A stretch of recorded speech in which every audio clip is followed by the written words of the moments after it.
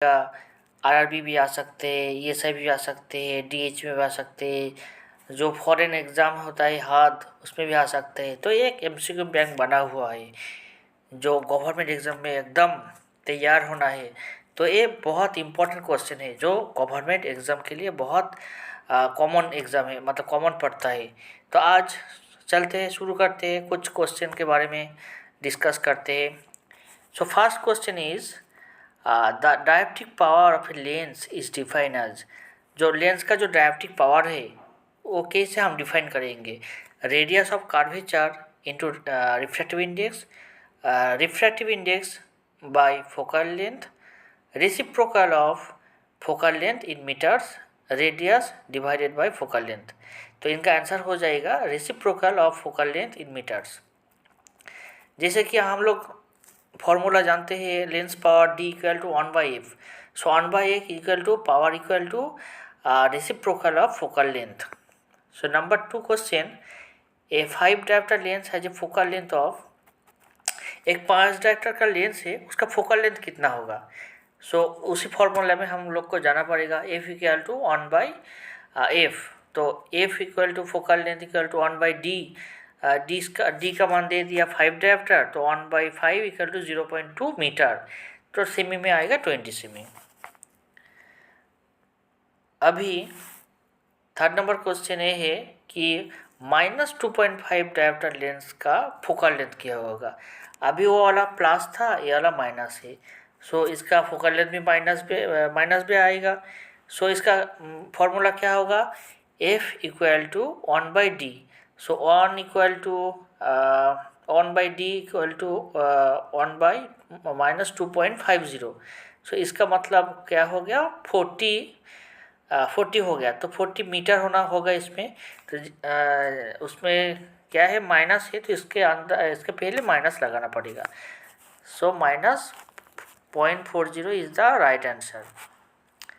अभी पूछ रहे हैं कि एसआई यूनिट, ये जो यूनिट है ना, सो पावर का लेंस का पूछता है, ठीक है। बाकी जो यूनिट होता है, बाकी इलेक्ट्रिक का, वो भी जनरल क्वेश्चन में कभी कभी पूछ लेते हैं। तो ऐसा यूनिट सबका याद करना है, ठीक है। सो ऐसा unit of lens power is very easy, that is dioptre. बताओ अभी मीटर का क्या है? जो मीटर ऐसा यूनिट किसका है? वो है लेंथ का। लाख से लुमिनस की इल्यूमिनेशन कौन सा है बताओ? कमेंट में लिखना। बाकी का कैंडेला किसका है, लाक्स कितना किसका है?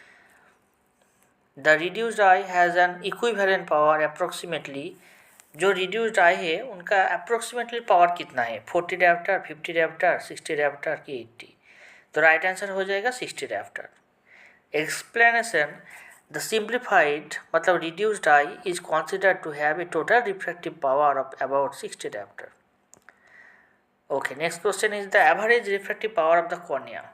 कॉर्निया का एवरेज रिफ्रैक्टिव पावर कितना होगा? 20 होगा, 30 होगा, 43 होगा, 60 होगा? इसमें होगा 43। जो सब कॉर्निया जो है सबसे ज़्यादा प्रोवाइड करने वाला रिफ्रैक्टिव पावर है जो है कॉर्निया। उसके भी अंदर दो पार्ट है, anterior part and posterior part. तो एंटीरियर पार्ट का पावर होता है 48 डायप्टर, लेकिन पोस्टीरियर का -5। तो +48 -5 है +43।